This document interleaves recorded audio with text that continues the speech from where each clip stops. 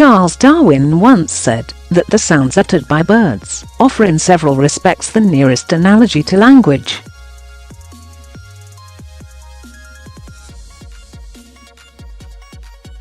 Now researchers from Canada suggest that Darwin may have been on the right track. Their research has revealed that songbirds and humans share how they produce and perceive sounds.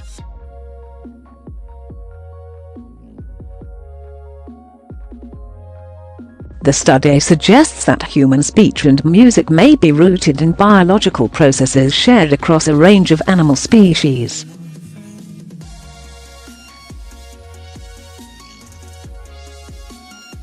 This implies a universal grammar encoded in some animals that has evolved in humans to help us learn to communicate by favouring certain motifs.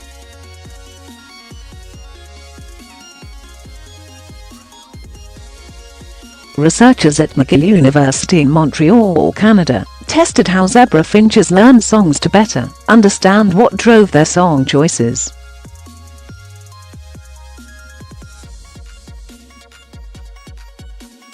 The team individually tutored young zebra finches with songs consisting of 5 acoustic elements arranged in every possible sequence.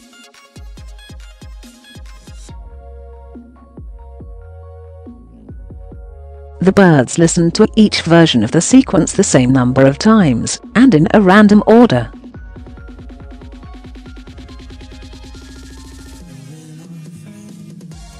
This meant each finch had to individually choose which sequences to produce from the selection of bird song.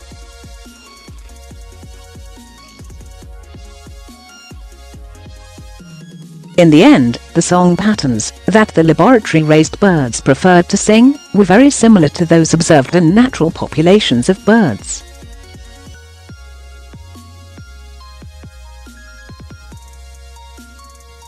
For example, like wild zebra finches, birds tutored with randomised sequences often placed a distance called a long, low-pitched vocalisation at the end of their song.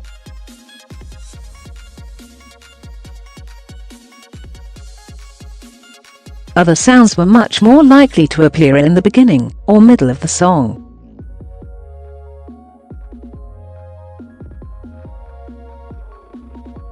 For example, short and high-pitched vocalisations were more likely to be sung in the middle of a song than at the beginning or end of song.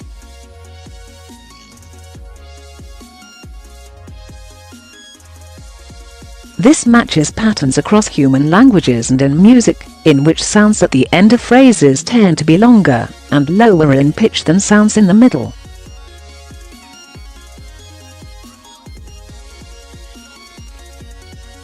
These findings have important contributions for our understanding of human speech and music, said Professor Caroline Palmer, a psychologist at McGill who was not involved in the study.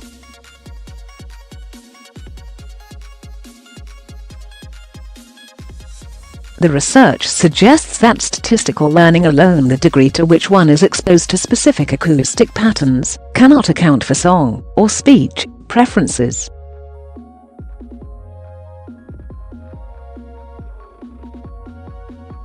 Other principles, such as universal grammars and perceptual organization, are more likely to account for why human infants as well as juvenile birds are predisposed to prefer some auditory patterns.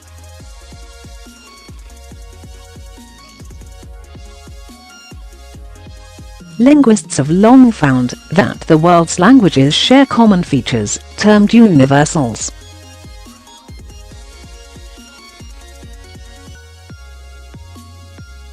These features encompass the structure of language, such as word order, as well as finer acoustic patterns of speech, such as the timing, pitch, and stress of utterances.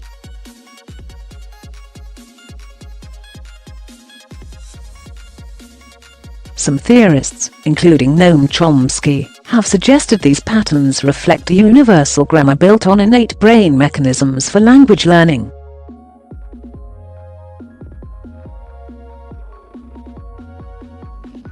Similarly, vast surveys of zebra finch songs have shown a variety of acoustic patterns found universally across populations.